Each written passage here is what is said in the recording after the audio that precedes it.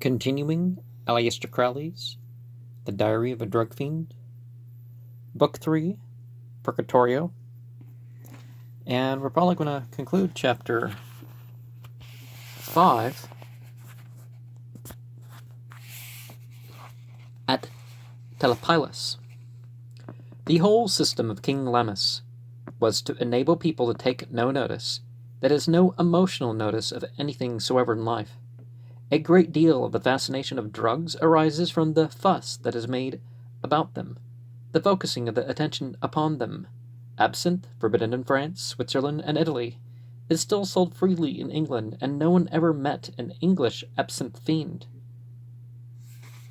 Because if they were using a poisonous amount of wormwood, or drinking that much hard liquor, who's going to notice the difference when it's, right? If anyone took it into his head to start a newspaper campaign against absinthe, it would become a public danger in very short notice. Order. King Lemmus emancipated people's minds by adopting the contrary formula. He had all sorts of dodges for compelling people to accept the most startling sights and sounds as commonplace.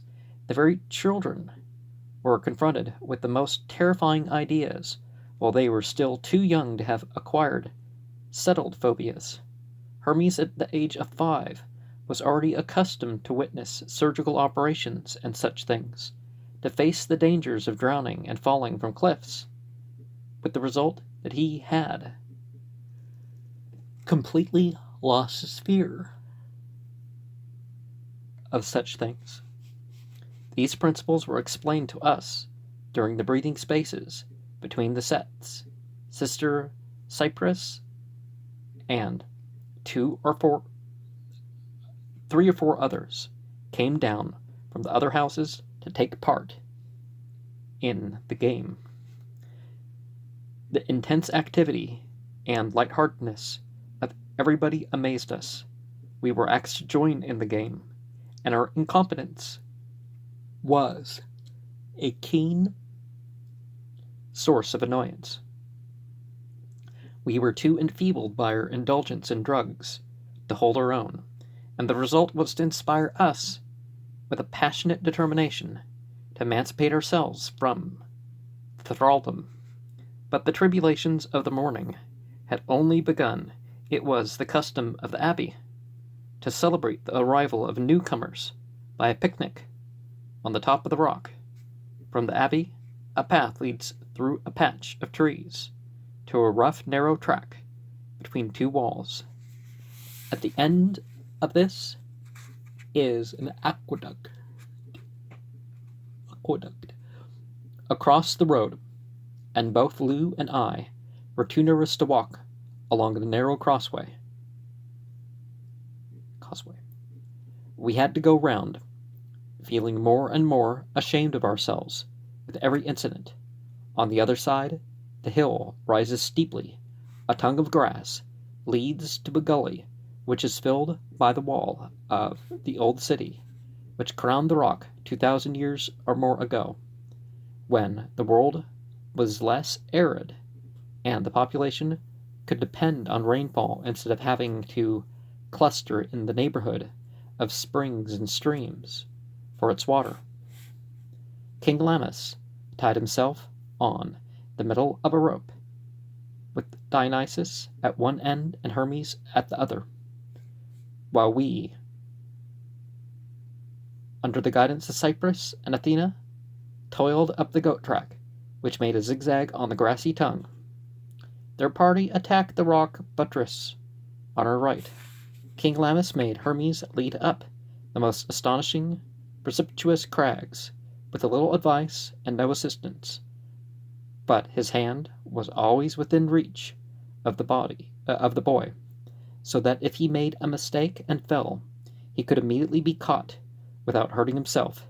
But the child himself did not know how carefully he was being watched and guarded.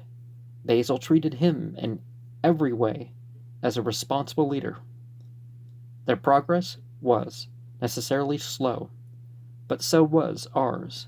Both Lou and I found it impossible to go more than 20 paces or so without a rest.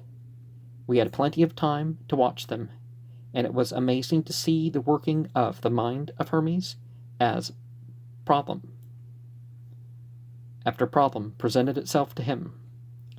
There were many occasions on which it would have been easy for him to go round an obstacle, but he never attempted to do so. King Lammas had already implanted in his mind the idea that the fun of rock climbing consisted in tackling the most difficult passages. The child would occasionally stop at the foot of a pitch and contemplate it as if it were a mathematical problem. Once or twice he decided that it was too hard for him.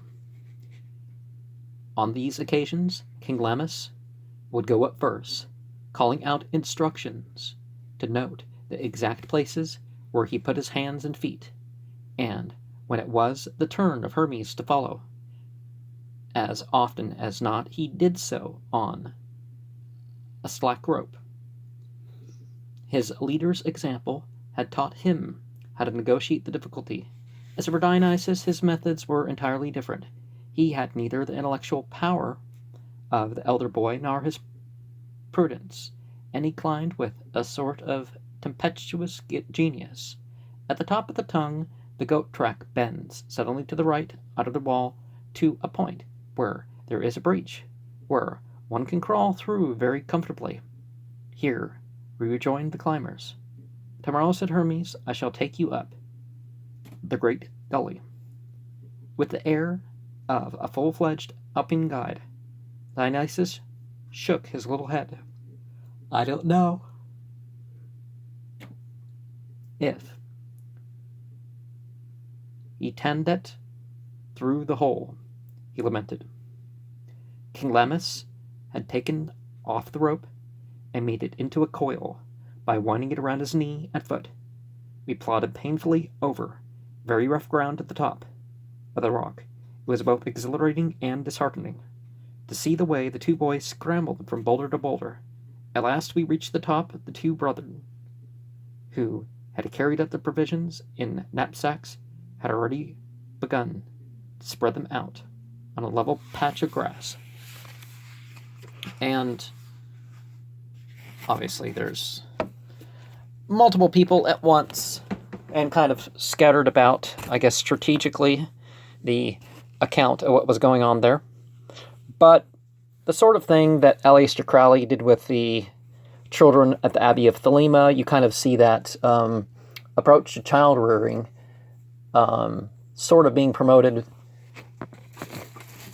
back before I was born by Led Zeppelin. And was it Houses of the Holy, or was that the name of the album? That had the kids on the rocks.